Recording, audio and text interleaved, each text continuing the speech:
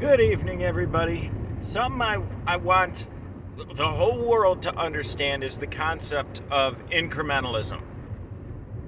You and everybody else, and myself, will put up with anything. We will put up with grievous injustices as long as they are implemented slowly. Okay, that's why when you look back 2 years, very little has changed over the course of 2 years. I guess these past 2 years are kind of a bad example, but to a degree, same thing. But when you look back 20 years, it's a different world. And when you look back 30 years, it's unrecognizable. I have the place I work at just celebrated our 50 years in business. And something that I saw today that was really just mind-boggling were the ads throughout the years that we'd put out in newspapers, periodicals, and stuff. The old ones, the black and white ones that were in a really nice font, kind of yellowed paper. It was nice to see. Those all offered free stuff. And over the years, that free stuff became less and less and less. I had somebody saying, your ad says that you have free installation on dishwashers. And I'm like, what? Not that I know of. And he pointed to the ad. It's probably from 2005, 2006 maybe, judging by the color palette. And we don't, because incrementally things have become less valuable.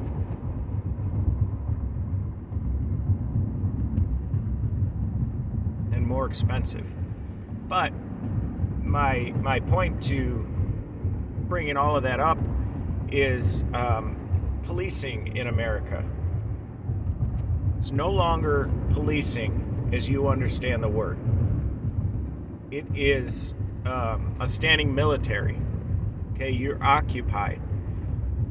Why do you think all of the police that you come in contact with that threaten your life and your financial well-being, why do you think they all wear United States flags instead of your state flag or your city flag or anything like that? Anybody that they actually work for. It's because they don't actually work for the city or for the state. They work for the corporation that is the United States. And you might see them as the same. When confronted with both, right next to each other, they look the same, but they are not. And the corporation that is the United States is the reason that we're in this situation in the first place. It's not a country. Why do you get called residents instead of citizens? New York State residents, Colorado State residents. Residents are to foreigners.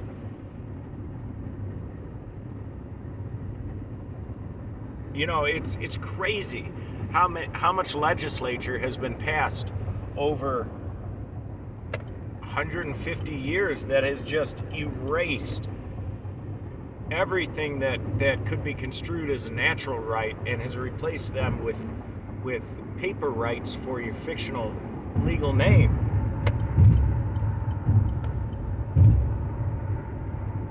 And they do so with your consent. I've said it before and I'll say it again.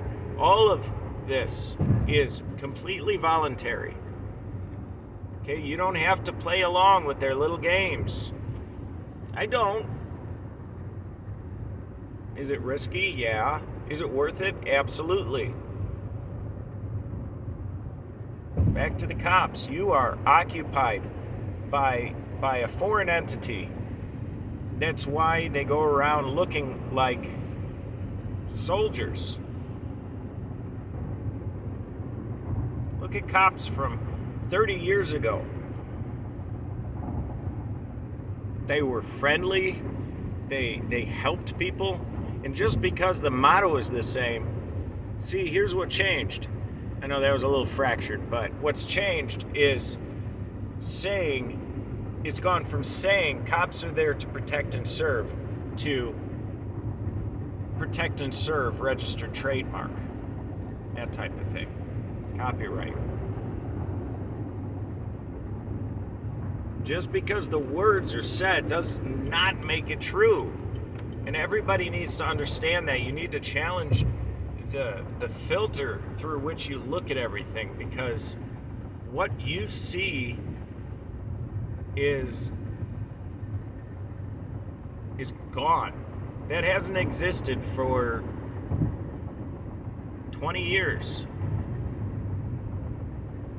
You might want to think that the cops are there to help you, but they're not. Your government isn't there to serve you. You are not only their slave, but they own you. And I've said that before, and I will continue to repeat it. They own you. Your birth certificate is a bond. That is, you're owned, and you're traded. Slavery wasn't abolished. It was made unilateral, or it was made universal, rather. Everybody in the United States is a slave now.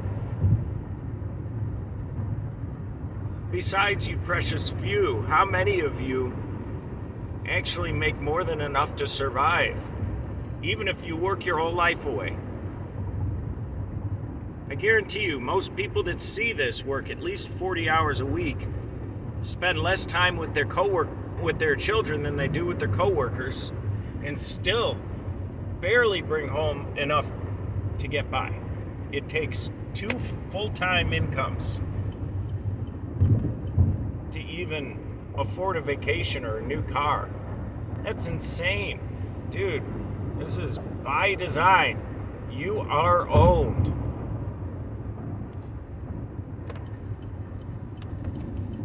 You are owned. And what is money? What's the point of money if it only brings you in enough to survive? I mean, slaves historically were provided with just enough to survive. That's what made them slaves. There was no ability to capitalize. There was no ability to truly gain footing in society. And that's where we are today. That old, give us you're tired, you're poor, you're rich, you're smelly, or whatever it says. We are the poor now.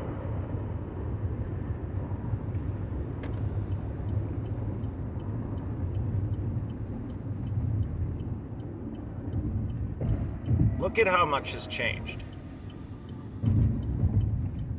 And, anytime somebody, I don't like Trump, first of all, let me preempt it with that.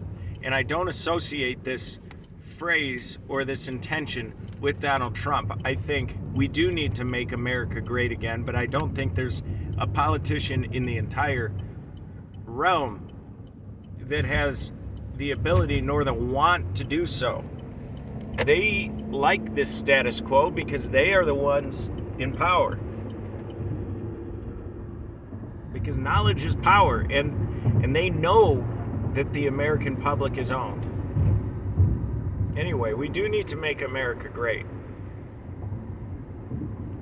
I forget where I was going to go with that one. Oh, yeah. So, the liberal types, they always say, what do you want to... When was America actually great? Like slavery? I don't know. The 80s were pretty great. I was only 4 when it ended, but I know that black people got along with white people. There wasn't this insanity, this insidious divide that's happened. Money was actually valuable. People could work a relatively stress-free job and be set for their lives with pensions. There was technology enough to add a little spice to life, but it wasn't so much that it completely encapsulated people's lives.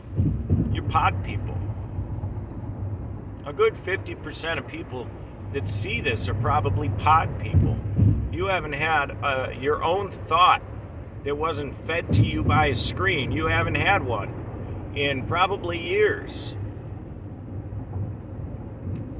And you probably also think that you're smarter than everybody, and that ain't the case. But that's another video.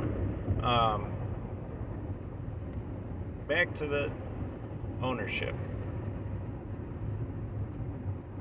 Those cops that go around, those are the hitmen. Those are the prison guards and the hitmen and the tax collectors for the corporation that is the United States.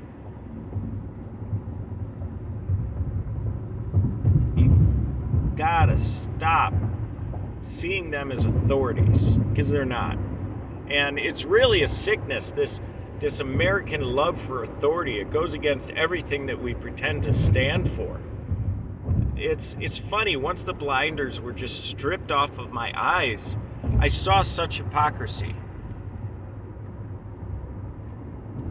Even the people, that are considered right-wing love their oppressors. You guys love your oppressors.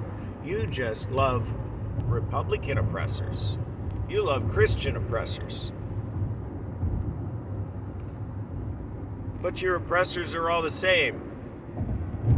Your precious DJT completely sold you out to Big Pharma, and still you sniff his farts like it's roses. I think that's just so sad. It's just so sad, guys. And you on the left, don't you think you're immune? You actually vehemently contend that your dementia-ridden leader is fit for office. And both sides are equally guilty of thinking that politicians can change this mess we're in. The only thing that's going to change this mess we're in is a paradigm shift, that which we've never seen the likes of before. We have to realize as a whole that we are not being served by people that call themselves public servants. And then we have to come to terms with the fact that they hate us. And then we have to come to terms with the fact that they think they own us. And if they think they own us and you don't know that they think you own them, then they own you. And if you don't know that your money's not worth anything, they own you. And we need to, as a whole, we need to understand that. It is a grieving process, and it's hard, and it hurts, and it's terrifying to realize that there's nobody coming to help you. You are the one. You are the one that's been sent to help. You and you and you and you and I.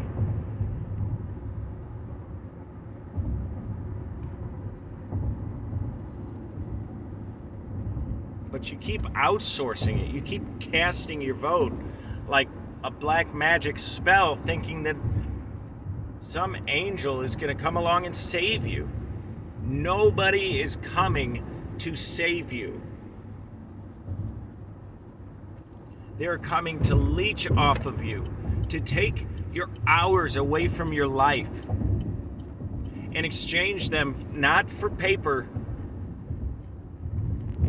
but for ones and zeros on a computer screen. They're stealing your life and exchanging it for numbers on a computer screen. And you think that's okay because of incrementalism. Because first, there was gold. Then there were dollars that backed gold. They were backed by gold, rather. And then they took the gold backing away. Then they took the paper away.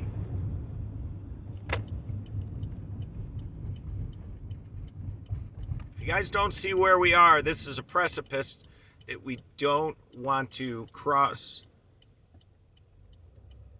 ignorant of the truth. That was a messy sentence, but you want to go into this prepared, armed with knowledge. Knowledge is power.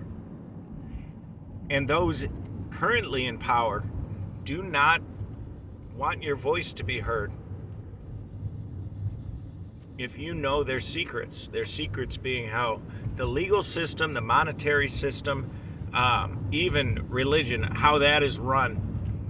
And if you are somebody that starts to expose those secrets, oftentimes, and you think I'm going to say they're going to come after you, but oftentimes they'll leave you alone. It's easier to buy your silence with just leaving you alone than it is to deal with you and deal with the fallout from you speaking truth.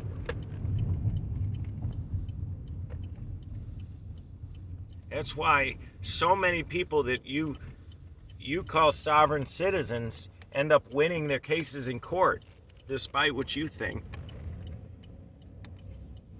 It's because they are speaking truth. Even if you don't accept it as truth, it is truth. Truth doesn't need to be accepted by you. And the truth is that we are free men and women that have been subverted and convinced that we are not, and that we need to depend on this government, this corporation, to keep us safe and to feed our families. Food literally grows from the ground. Water literally falls from the sky.